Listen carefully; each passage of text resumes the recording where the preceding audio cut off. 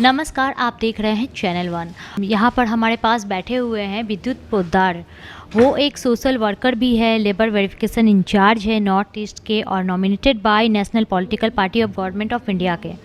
Director of academic north east India के हैं और experience in anti corruption bureau. तो हम यहाँ पर सर के साथ कुछ बात करेंगे, वो आपके साथ शेयर करेंगे।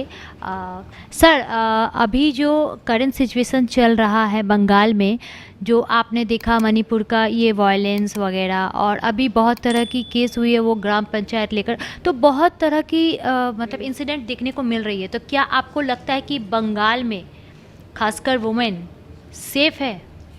देखिए, एक चीज़ बंगाल में अभी तक अगर comparison to other state we are basically safe, क्योंकि अभी ममता दीदी इतना रेस्ट्रिक्शन किए हैं ताकि लेडीज़ लोग कहीं भी आज रात 12 बजे 1 बजे जा सकते थे।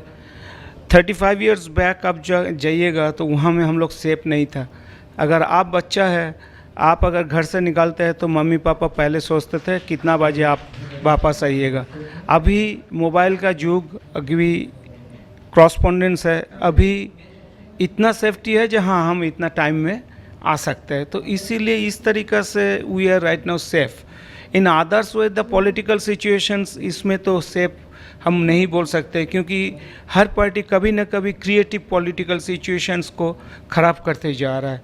अगर if your intention is good to do something, some political parties are making the hesitations, और उसमें क्या होता है, जो टोटल जनरल पब्लिक जो है वो भड़का जाता है। असल में वो कुछ नहीं है।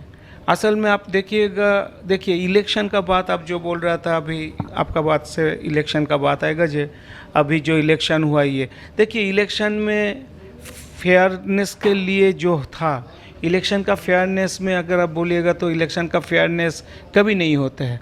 Last 35 years to till date election का मतलब यही होता है, जो इलेक्शन में जाते हैं, आम आदमी लोग आम आदमी की तरह वोट देते हैं और चमकाने के लिए धमकाने के लिए कैसे भी हो हमको सीट चाहिए, यही चलता है।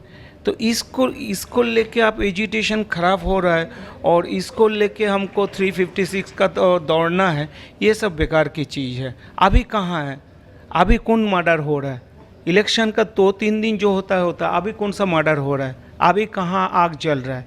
नहीं जल रहा है। एक पर्टिकुलर प्लेस में, एक पर्टिकुलर डिस्ट्रिक्ट में जहाँ क्रिएशन करना है हम क्रिएशन कर रहे हैं ड्यू टू द अपकमिंग 2024।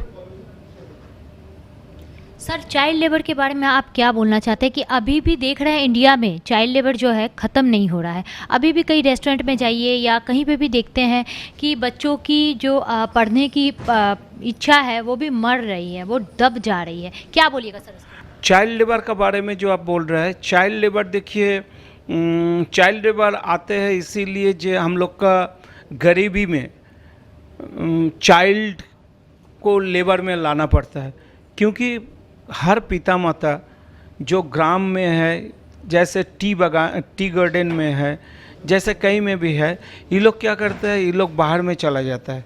बाहर में जाने में ये लोग को इनकम फैसिलिटीज़ बहुत कम हो जाता है और ये लोग को गाइडेंस की बहुत क्राइसिस रहता है और गार्जियन लोग आर नॉट एडुकेटेड।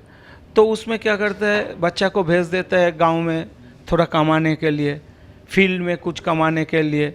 और इसके लिए हम लोग को मेन मुद्दा होना चाहिए, जो फैमिली को अगर हम लोग स्ट्रॉन्ग बना के रखें, अगर फैमिली को हम सही तरीक़ा से सेंस दे, जो भैया बच्चा होने के बाद इसका लिखा पढ़ाई ज़रूरी होता है, उसको आगे बढ़ाने के लिए सरकार जो जो फ़ायदा दे रहा है उसको ले। अभी तो स्कूल में, हम लोग का टाइम में स्कूल में फ़ीस देना पड़ता था, अभी स्कूल में फ़ीस भी नहीं देना पड़ रहा है, खाना भी मिल रहा है, किताब भी मिल रहा है। तो सिर्फ नेग्लिजेंसी, और ये नेग्लिजेंसी का अगर हम लोग प्रशासन से और एडमिनिस्ट्रेशन से, या तो लोकल जो एमएलए, काउंसिलर, ये सब है, ये लोग अगर हम लोग उद्योग लेंगे और एनजीओ वगैरह जो उद्योग लेंगे तो ये कवर हो सकता है। One more personal question sir, अभी सुनने को आ रहा है गवर्नमेंट की तरफ से आपको एक पोस्टिंग मिलने वाला है, तो मैं चाहती हूँ उसके बारे में कुछ बताएं। देखिए, अभी तो इसके बारे में मुख नहीं खोलूँगा मैंने, देखते हैं, आप लोग भी देखिए क्या मिलते हैं नहीं मिलता है। तब इतना आई एम श्योर जे अगर if any responsibility gives to me, हम वो फॉलो करेंगे और आगे जाके उसको कैसे यूज़ किया जाए, कैसे अडेप्ट किया जाए, कैसे सजेशन दिया जाए सरकार को, और किस तरीक़े से सब यंग यूथ जनरेशन को लेके हम काम कर सकते हैं, उतना हम करेंगे। तो मेरा सलाह ये है जे हम लोग जो भी करना है, basically we need the youth generations to reactivate the India, and not only that, as because the youth generation are more efficient and more energetic, so badly we needed to the young generation, and I hope that I give the suggestions also, जहाँ में हम जाए, जो post में हम आए, आप लोग को लेके ही चलेंगे, और आप लोग को शुभकामनाएं मेरा साथ जब है तो आगे हम बढ़ेंगे।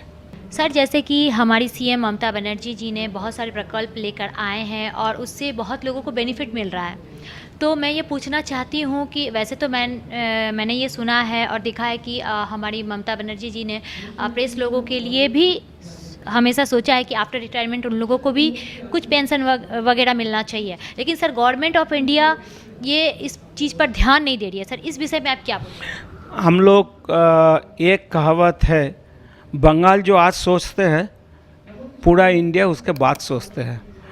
तो दीदी ने पहले से ही जो जिस काम में जुड़े हुए हैं, जो आप लोग इतना रिस्क लेके, इतना आपका जान को दांव में लगा के आप लोग काम करते हैं, इसीलिए दीदी ने पहले ही सोचे थे और दीदी इसके लिए कुछ काम कर रहा है।